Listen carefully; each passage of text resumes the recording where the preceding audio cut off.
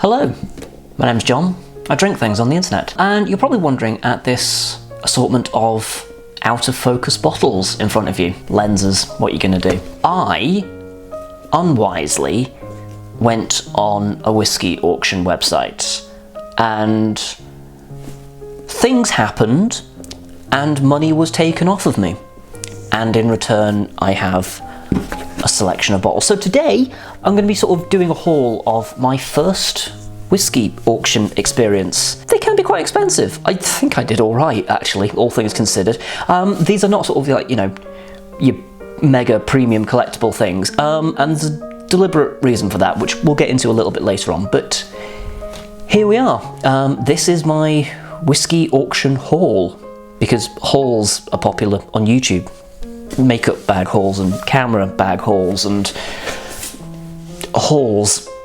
So we should start with the obvious thing. They're all miniatures. I didn't just actively select out miniatures, the auction was specifically on miniatures. And I picked out, I think, a couple of interesting bits and pieces. So we're gonna talk about them a little bit. Now I'm gonna quickly say I'm not an expert. I've worked with some antique spirits in the past and in the present as well, but I don't have an encyclopedic knowledge about these. I bought them more out of curiosity than anything else and wanting to try them. So I'll actually start with the furthest away one, and there'll be close-up shots for all of these so you're not missing out. So we're starting with this. This is the Balblair 10. So it's a Gordon MacPhail bottling of a 10-year-old, and my understanding is it's from the 80s, would be my take on this one. I do actually have a complete breakdown of sort of when all of these are from. I don't think I have anything.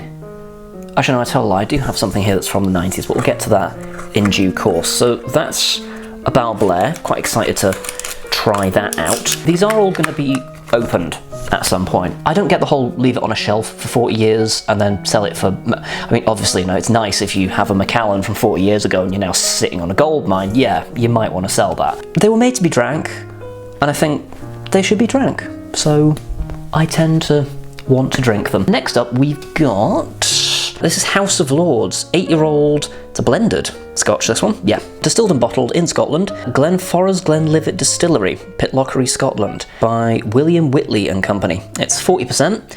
I've actually got two of these, because I think I bid on two at the same time and ended up winning both, so that was an oops. Next off the block, we've got this. This is not actually whiskey, this is a cognac. This was a late addition to my basket. It's not in great condition, but again, I'm not collecting these, so I don't mind if it's a bit scuffed up, because they're gonna get opened and tried anyway. So this is a 20-year-old VSOP cognac from P. Gwillet. I did a quick Google about this just before I bid on it, and there was a bit of a bidding war between myself and somebody else, and obviously I ended up winning. I didn't spend I think I paid a tenner for this, which at first you might be like, a tenner for that? That's quite a lot. You've got to bear in mind, this is from, I think, the 70s, possibly the 60s. So it's old cognac, and also a full bottle of this, same vintage, or like sort of same age range roughly, 300, 400 quid. So not bad. I did okay. Cognacs were flying under the radar at this particular auction, and I don't know, I don't have a lot of auction experience, but I think they tend to fly a little bit under the radar, so you can sometimes pick up a bit of a bargain. This is Martell VSOP Medallion Cognac. I've tried modern Martell VSOP, and I'm more curious about what the difference is. Also, it's just a very cute bottle. I love how things used to look. I'm a big fan of that. The Antiquary, it's another blended whiskey, and it's a 12-year-old Superior Deluxe, 40%, 5cl, and there's a lot of McGubbins on the back, which I'm not going to read. Let's open this. Ooh, little plastic lid there, and we've got a little thing there. I'm not 100% certain when these are from. These could actually be modern bottlings. Regardless, I've actually wanted to try Antiquary for a little while because I've heard good things about it as a blend. I don't mind blended whiskey. A lot of people are really sniffy about blended whiskies. I think it's like anything. You can have a good blend, you can have a bad blend. I think most people have tried predominantly bad blends because they tend to be cheaper. Old Reekie. It is an undisclosed Islay malt whiskey, aged 12 years in oak casks. Good. Produced, matured and bottled in Scotland. Well, where else? By Duncan Taylors, and it's 46%, so a bit stronger this one. And it says a smoky malt Scotch whiskey containing only Islay malts. Next we've got this, Tobermory. This is an 80s bottling of the Tobermory malt, It is their, I believe it's the 12-year-old. 40%, 5cl. It does not give an age statement, actually. That's a point. I never noticed that before. I quite like the stuff that Tobermory produces, so I'm intrigued to see what their older stuff is like. 80s 10-year-old Isle of Jura. Jura is one of those whiskies which I kind of slag now. Almost do it from a place of love, because I think they could be doing better things with the whiskey they produce, and I think it's a bit of a shame that they sort of cut corners in a lot of cases. So I was curious to know what the old stuff is like. It's still 40%. I've no idea if it's coloured or not, but I do know that it was £1.25 when it was bought, because there's still a purchasing label on the back there, so that's pretty cool. I paid £5 for this, I think.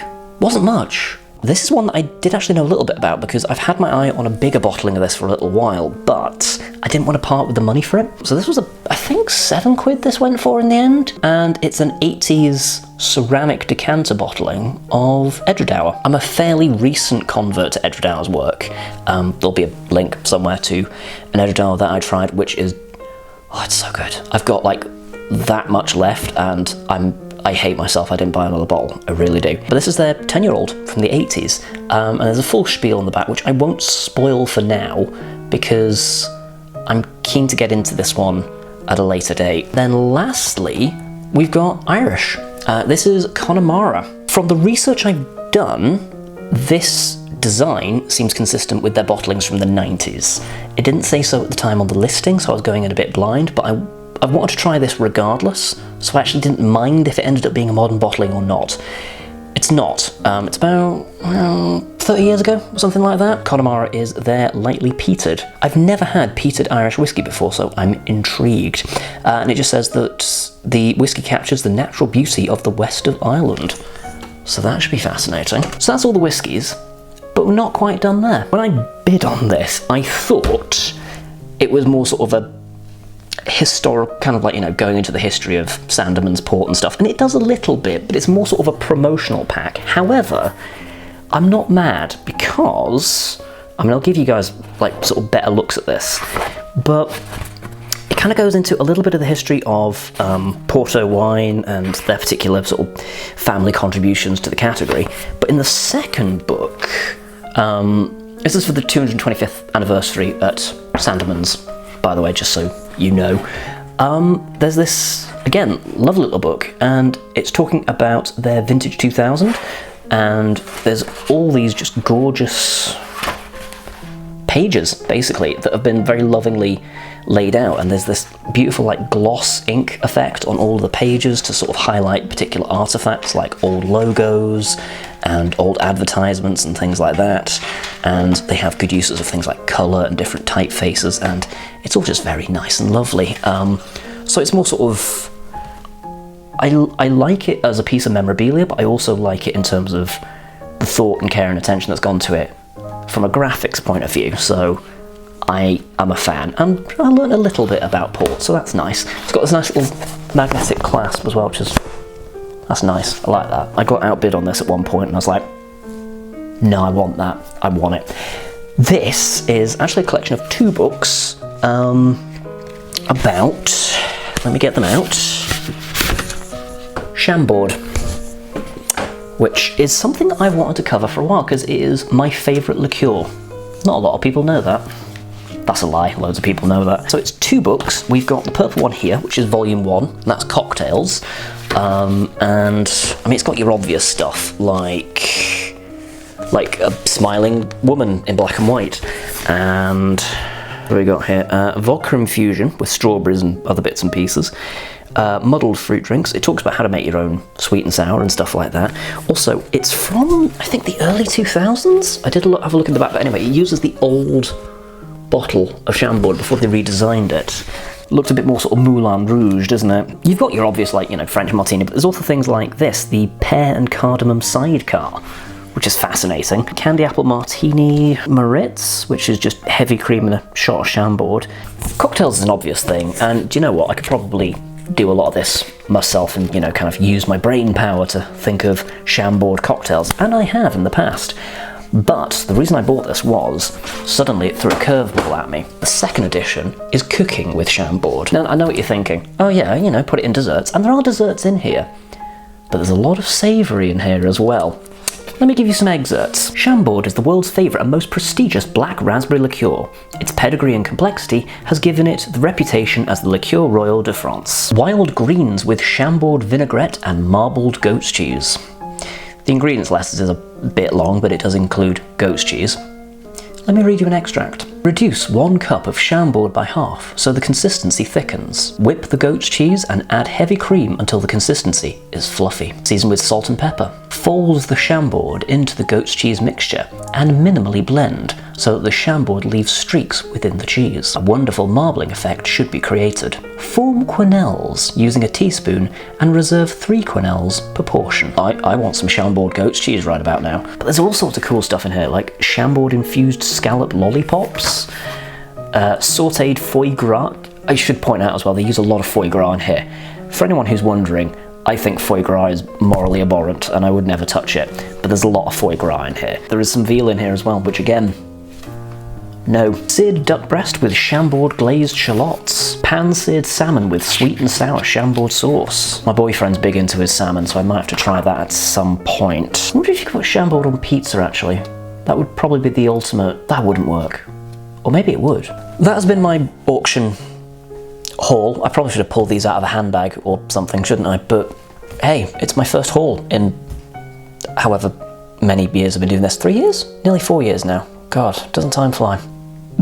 What's caught your eye? What would you like to try out of this selection? I will quickly say, I don't want to try any of this stuff on my own. I did have a specific idea that I bought this with the intention of trying it with other people, which I know I sound like I'm being funny at the minute, and maybe I am, but I want to try these with other people because I feel they've waited this long.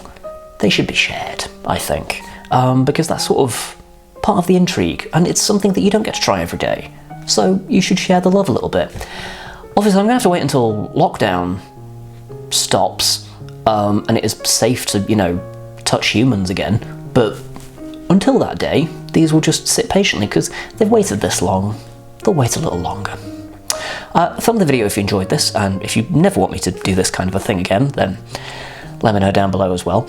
And if you aren't already, subscribe to the channel because apparently I'm not that bad.